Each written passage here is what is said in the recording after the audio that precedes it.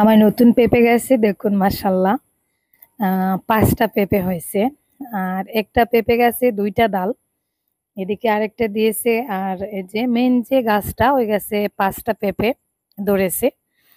আর খুব তাড়াতাড়ি পেঁপেগুলো বড় হয়ে গেছে। গাছটা এখনো অনেক ছোট, এই আমার মাথা থেকে হয়তো একটু উঁচু হবে। আসসালামু আলাইকুম, সুখ দুঃখের সংসারের আরো একটা নতুন ভিডিওতে আপনাদেরকে আরো একবার স্বাগত জানিয়ে আবারও আরেকটা নতুন ভিডিও শুরু করতে যাচ্ছি। কাছের দূরের দেশ এবং দেশের বাইরের যে যেখান থেকে আমার ভিডিওটি দেখছেন, আশা করি আল্লাহর রহমতে আপনারা সবাই ভালো আছেন, আমরাও ভালো আছি আলহামদুলিল্লাহ। বাজারে আম প্রায় শেষের দিকে, তো আরিয়ানের বাবা আবার একটু বেশি করে আম আনছেন। এখানে মনে হয় ৩ কেজি নাকি ৪ কেজি, আমি ঠিক জানি না। আমের দাম বেড়ে গেছে, বেড়ে গেছে না, বেড়ে যাচ্ছে। ওর জন্য একটু বেশি করেই নিয়ে আসছেন। আর আমাদের ঘরে তো আম একটা প্রিয় ফল, সবাই পছন্দ করেন, বিশেষ করে আমি আর আমার ছেলে। তো কয়েকটা আম আছে একটু কাঁচা আর কয়েকটা একটু পাকা, মানে ২ দাগেই আনছেন। পাকাগুলো আগে খাওয়া হবে, কাঁচাগুলো একটু পরে খাওয়া হবে। তো এখানে ৩ কেজি না, মনে হচ্ছে ৪ কেজি আম হবে। সেই সাথে মোটা দেখে একটা কাঁঠালও কিনে আনছেন। তো আজকের ওয়েদারটা দেখুন, হালকা হালকা বৃষ্টি পড়তেছে। গত ২-৩ দিন এত বেশি গরম ছিল, গরম কোনোভাবেই সহ্য করা যাচ্ছিল না। মনে হয় যে গা পুড়ে যাচ্ছে, এরকম একটা অবস্থা। গরমে অতিষ্ঠ হয়ে মন চাচ্ছিল যে যদি একটু বৃষ্টি হতো। তো যাই হোক, শেষমেশ দেখুন আল্লাহ আজকে রহমতের একটু বৃষ্টি বর্ষণ করতেছেন।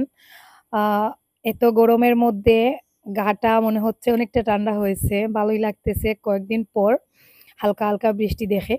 ওই যে দেখুন আমার ছাগলটা, সামান্য একটু বৃষ্টি হলে দৌড়ে বাড়িতে চলে আসে। তো বাচ্চাকে কোথাও রেখে ও নিজে চলে আসছে। ওর আবার বাচ্চাদের প্রতি তেমন একটা দয়া মায়া নেই। তো যে কাঁঠালটা আরিয়ানের বাবা কিনে আনছিলেন, এখন শিফাকে বলছি কাঁঠালটা কাটার জন্য। তো ও কাঁঠাল কাটতেছে, কাঁঠালটার এক সাইড দিয়ে একটু ফাটা। কাঁঠালটা বাইরের দিক থেকে দেখে মনে হচ্ছিল যে কাঁঠালটা একেবারেই ভালো হবে না। আর এক সাইড দিয়ে আর কি ফেটে গেছে, মনে হয় পাকার আগেই কাঁঠালটা ফেটে গিয়েছিল। তো কাঁঠালটা কাটার পরে এখন ভেতরে কালারটা দেখে মনে হচ্ছে কাঁঠালটা ভালোই হবে, কালারটাও দেখুন বেশ সুন্দর। আর বাজারে এখন কাঁঠাল প্রায় শেষের দিকে, তো কাঁঠালেরও দাম মোটামুটি বেড়ে গেছে। এই কাঁঠালটা মনে হয় ১০০ টাকা দিয়ে আনছেন, কিছুদিন আগে এরকম কাঁঠাল ৩০ টাকা ৪০ টাকা বিক্রি হয়েছে, এখন ১০০ টাকা। যেহেতু শেষের দিকে সব জিনিসেরই দাম বেড়ে যায়। আর আরিয়ানের বাবা আবার কাঁঠাল খেতে পছন্দ করেন। আহ ওনারা ছোটবেলা থেকেই কাঁঠাল খেয়ে অভ্যস্ত, কারণ আমার শ্বশুর বাড়িতে তো অনেক কাঁঠালের গাছ ছিল, এখনো আছে। তো ওর জন্য আর কি ওনারা কাঁঠাল একটু বেশি ভালোবাসেন। তবে ডায়াবেটিসের কারণে কাঁঠাল তেমন একটা খাওয়া হয় না। তো মাঝে মধ্যে মনে হয় কাঁঠাল দেখলে আর মানে লোভ কন্ট্রোল করতে পারেন না, কিনে নিয়ে আসেন। তো আমি এক পিস টেস্ট করে দেখলাম, কাঁঠালটা সত্যি অনেক বেশি মজা আর ফ্লেভারটাও খুব সুন্দর। তো ১ পিস ২ পিস করে ৪ পিস কাঁঠাল খেয়ে নিয়েছি। আর ছোটো এই কাঁঠালটা, বেশি একটা বড় না। তারপরেও দেখুন অনেকটা কাঁঠালের রোয়া বের হয়েছে, অনেকটা পিস। এই যে শিফা ২টা প্লেটেই রাখছে।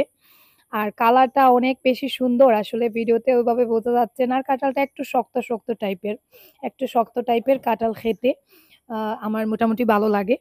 ওয়েদারটা একটু মেঘলা মেঘলা, মানে হালকা একটু বৃষ্টি হয়েছিল, এখন আর বৃষ্টি হচ্ছে না, তবে ওয়েদারটা মোটামুটি ঠান্ডা। তো বাইরের দিকে বের হলাম একটা কাঁচি নিয়ে। আমার সামনের বারান্দায় যে ঝুলন্ত পটগুলো ছিল, ওগুলোতে আমি কিছু পর্তুলিকা ফুল লাগিয়েছিলাম। সামান্য কয়েকদিনের মধ্যেই দেখা যায় পর্তুলিকা ফুলগুলো বেড়ে উঠে গাছগুলো অনেক লম্বা লম্বা হয়ে যায়। তাই সামান্য ১-২টা গাছ হলে ওই গাছগুলো থেকে অনেক বেশি বংশ বিস্তার করা যায়। তো আমি দেখুন লম্বা লম্বা গাছগুলো কেটে নিচ্ছি। আর আমার ঘরের পেছনে আমি একটা বাস্কেটের মধ্যেও যে আরো কিছু পর্তুলিকার গাছ লাগিয়েছিলাম, ওখান থেকে লম্বা লম্বা সবকটা গাছ দেখুন কেটে নিচ্ছি। বাড়ির আগাছা পরিষ্কার করার জন্য একজন ভাইয়াকে আর কি লাগিয়েছিলাম কাজে। তো উনি আগাছা পরিষ্কার করতে গিয়ে আমার এই বাস্কেটের আগাছাগুলো আর কি উঠাতে গিয়ে ফুলের গাছগুলো টেনে টেনে ছিঁড়ে ফেলছেন। তো ওই জন্যই আর কি এখন আমি দেখুন চিরা গাছগুলো নিলাম, আর সেই সাথে আরো যে ভালো গাছগুলো ছিল লম্বা লম্বা, ওগুলো কেটে নিয়েছি। আর এই যে দেখুন অনেকগুলো গাছ কেটে আনছি। আর গাছগুলো থেকে অনেকটা শাখা প্রশাখা বেরিয়েছে, তাই আমি সবকটা ছোট ছোট করে কেটে নিচ্ছি অন্য জায়গায় লাগাবো বলে। তো যাই হোক, খুব ছোট একটা ভিডিও আপনাদের সাথে শেয়ার করেছি। আশা করি ভিডিওটা ভালো লাগবে, তাই রিকোয়েস্ট করব স্কিপ না করে একটু ধৈর্য সহকারে ভিডিওতে একটা লাইক দিয়ে একেবারে শেষ অবধি আমার সাথে থাকুন, দেখতে থাকুন। আশা করি ভিডিওটা খারাপ লাগবে না। আর যারা আজকে আমার চ্যানেলে নতুন, চ্যানেলটাকে এখনো সাবস্ক্রাইব করেন নাই, প্লিজ চাইলে আমার চ্যানেলটাকে সাবস্ক্রাইব করে দিতে পারেন। এখানে দেখুন অনেকগুলো পর্তুলিকা গাছ আমি উঠিয়ে আনছি, আর এভাবে ছোট ছোট করে শাখাগুলো আর কি আলাদা করে নিচ্ছি। তো তারপরে আমার কাজ শেষ, এখন একটা ঝুড়িতে উঠিয়ে যে সেদিন আমার ফ্লাওয়ার শেডগুলো করেছিলাম, নতুন করে মাটি ভরাট করছি। তো লম্বা লম্বা গাছগুলো মধ্যের দিকে লাগিয়েছি, আর পর্তুলিকাটা যেহেতু তৃণ জাতীয়, তো আমি সাইড দিয়ে এভাবে একটা একটা করে আর কি 2-3 আঙ্গুল মধ্যে রেখে রেখে লাগিয়ে দিচ্ছি। পর্তুলিকা গাছ কিন্তু খুব তাড়াতাড়ি গ্রো হয়, আর সামান্য একটা ডাল লাগিয়ে রাখলে দেখা যায় খুব তাড়াতাড়ি শেকড় দিয়ে মানে আরো অনেকটা শাখা প্রশাখা বেরিয়ে জায়গাটা ভরাট করে দেয়। ওর জন্য দেখুন সাইড দিয়ে এভাবে লম্বা করে আর কি সারিবদ্ধভাবে লাগিয়ে রেখে দিচ্ছি। গাছগুলো যখন লম্বা হবে আর এভাবে সাইড দিয়ে ঝুলে থাকবে, সুন্দর করে ফুল হবে, মানে খুব বেশি ভালো লাগবে আমার কাছে মনে হচ্ছে। তো ওই জন্য এভাবে আর কি একটু সাইড দিয়ে হেলান দিয়ে দিয়ে রেখে দিচ্ছি। গুয়াহাটি থেকে ফিরে আসার পর আর যে শরীরটা খুব বেশি খারাপ হচ্ছে বারবার। তো আমার গলার সাউন্ডটা এখনো ঠিক হয় নাই, আপনারা হয়তো আমার সাউন্ড শুনেই বুঝতে পারতেছেন। গলাটা কেন জানি লম্বা সময়ের জন্য বসে গেছে। তো এদিকে আবার আমার ছেলে গত 2-3 দিন থেকেই বলতেছে ওকে চিকেন মোমো করে দেওয়ার জন্য। ও যে গুয়াহাটিতে চিকেন মোমো খেয়ে এসেছিল, ওর হয়তো ভালো লাগছে। তো বাড়িতে ফেরার পর থেকেই বলতেছে মা আমাকে একটু চিকেন মোমো করে দাও, আর না হলে দোকান থেকে আনিয়ে দাও। তো ভাবলাম ঘরে যেহেতু চিকেন আছে নিজেই করে দেই, দোকানের গুলোর থেকে ঘরের তৈরি করা চিকেন মোমো একটু বেশি স্বাস্থ্যকর হবে। তো আমি চিকেনটাকে হালকা একটু ফ্রাই করে নিয়েছি, কারণ কাঁচা চিকেনের ফ্লেভারটা আমার কাছে ভালো লাগে না। তো একটু ফ্রাই করে নিলাম, তারপরে কাঁচা পেঁয়াজ মরিচ দিয়ে আর কি মেখে নিলাম, ভর্তার মতন করে নিয়েছি। আর তারপরে ছোট ছোট করে রুটিগুলো বেলে নিচ্ছি চিকেন মোমোগুলো আর কি তৈরি করার জন্য। আমার ছেলেটার একটা ব্যাড হ্যাবিট আছে, মানে ও ভাত তরকারি সবজি মাছ মাংস ওইসবের তুলনায় মানে ফাস্ট ফুড গুলো খেতে বেশি পছন্দ করে। আর ওর যেহেতু এখন ব্লাডের সমস্যা আছে, ওই কারণে আমি ফাস্ট ফুড গুলো তেমন একটা খেতে দেই না। তো চিকেন মোমোটা মোটামুটি ভালো, তেমন একটা খারাপ না। আর ও খেতে চাচ্ছে, ভাবলাম নিজেই করে স্বাস্থ্যকর ভাবে তৈরি করে দেই। তো এই যে দেখুন আমার রুটিগুলো বেলা হয়ে গেছে, এখন এভাবে নিজের মতন করে শেপ দিয়ে আর কি চিকেন মোমোগুলো করে নিচ্ছি। আমি আবার মোমোর শেপটা অতটা ভালো করে দিতে পারি না, যতটুকু সম্ভব আমি আমার মতন করে আর কি চেষ্টা করি। অনেকেই দেখা যায় অনেক সুন্দর করে ডিজাইন করেন পুলি পিঠা বা মোমোতে, তো আমি আবার হাতের কাজে অতটা পারদর্শী না। বিয়ের আগে শুধু খেতাম আর একটু ঘর গোছাতাম, আর অন্য কোনো কাজ করি নাই, করার প্রয়োজনও পড়ে নাই। আর যতটুকু যা শিখছি বিয়ের পরেই নিজে আর কি ভুল করে করে নিজের প্রচেষ্টায় যতটুকু শিখছি ওইটা দিয়েই মোটামুটি আমার চলে যায়। তো ওর জন্য দেখা যায় রুটি করতে গেলেও আমি অতটা সুন্দর করে করতে পারি না। তো যাই হোক, শেষমেশ আমার সবকটা মোমো রেডি হয়ে গেছে দেখুন। এখনো 4-5টা মনে হয় বাকি রয়েছে, ওগুলো জুবাই রেডি করতেছে।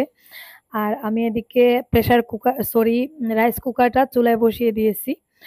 আর চুলায় বসিয়ে আর কি মোমোগুলো ভাপ দিয়ে নিব, কারণ আমার ওই রাইস কুকারটার ইলেকট্রিক যে সিস্টেমটা ছিল ওটা খারাপ হয়ে গেছে। এখন রাইস কুকারটা চুলায় বসিয়ে ইউজ করতে লাগে, ভাত রান্না করলেও দেখা যায় চুলায় বসিয়ে রান্না করতে হয়। তো ওই জন্য এটাকে আর ইউজ করা হয় না। আর এই রাইস কুকারটা যিনি আমাকে দিয়েছিলেন উনি এখন মারা গেছেন, তাই আমি রাইস কুকারটা নষ্ট হলেও যত্ন করে রেখে দিয়েছি। বেশ কয়েকদিন থেকে আমার ভিডিওতে আপনারা দেখছেন আমার ছোট সবজি বাগানটার চারপাশে এত বেশি আগাছা হয়েছে, মানে এক কথায় বাড়ির চারপাশেই আগাছা এত লম্বা লম্বা হয়েছে, ঘর থেকে বের হতেই ভয় লাগে, মনে হয় যদি সাপ বসে থাকে। তো কাজের কোনো লোক পাচ্ছিলাম না, শেষমেশ ওই যে ওই দাদা যিনি আমাদের বাসায় কাজ করেন, মানে আমাদের কোনো প্রয়োজনে উনাকেই ডাকা হয়। তো উনি অন্য একটা কাজে ব্যস্ত ছিলেন, সেজন্য এতদিন মানে উনাকে পাওয়া যায় নাই। তো আজকে উনি আসছেন দেখুন। এদিকে ওনার গরুর জন্য লম্বা লম্বা ঘাসও কেটে নিচ্ছেন, আর সেই দিকে আমাদের জায়গাটাও পরিষ্কার করে দিচ্ছেন।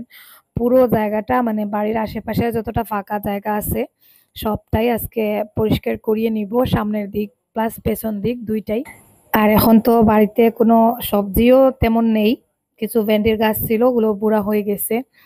তো শুধু পাট শাকের কয়েকটা গাছ বেছে বেছে রেখে বাকি সবকিছু উঠিয়ে ফেলে দিয়েছি। তো দেখুন এখন জায়গাটা বেশ ভালোই লাগতেছে। আগে কিন্তু এই জায়গাটা আলাদা থেকে দেখে জঙ্গল মনে হতো। বাইরের দিকে চলে আসছি, এখানে এসে দেখি আমার মরিচের গাছগুলো এখন ফাঁকা জায়গায় বের হয়েছে। এই সাদা লঙ্কা মরিচের গাছ ওগুলোর চারপাশে এত লম্বা লম্বা গাছ হয়েছিল মরিচ গাছগুলোর, শুধু মাথাটা দেখা যাচ্ছিল আর কিছুই দেখা যাচ্ছিল না, এরকম একটা অবস্থা হয়েছিল। তো ওইদিকে এসে কাজ করতেও ভয় লাগতো, তাই আমি আর কোনো কাজ করি নাই। তো বাইরের দিকে এসে এখন দেখলাম দাদা গাছের চারপাশটা আর কি পরিষ্কার করে নিয়েছেন। গাছগুলো এখন মানে বেরিয়ে গেছে জঙ্গলের মাঝ থেকে। তো পাতাগুলো কুঁকড়ে গেছে, অনেকটা আগা ডাল কুঁকড়ে গেছে। কাঁচি দিয়ে এখন কুঁকড়ানো ডাল পাতাগুলো আর কি ছাঁটাই করে দিচ্ছি। আর এদিকে মাঝে মাঝে গিয়ে ওই দাদাকে ইনস্ট্রাকশনও দিচ্ছি। এখানে আমি কিছু আদা লাগিয়েছিলাম, আদার গাছগুলো সুন্দরভাবে উঠেছিল, কিন্তু দাদা জায়গাটা পরিষ্কার করতে গিয়ে বুঝতে পারেন নাই, মানে আদার গাছগুলো কেটে ফেলছেন। যেহেতু আগাছার ভেতরে ছিল, তো ওর জন্য আর কি নেওয়ার ভুলটা হয়ে গেছে। তো আমি এখানে দাঁড়িয়ে দাঁড়িয়ে আমার কোথায় কি আছে সেটা বলে দিচ্ছি, আর সেই ফাঁকে আমিও কিছু কাজ করে নিচ্ছি।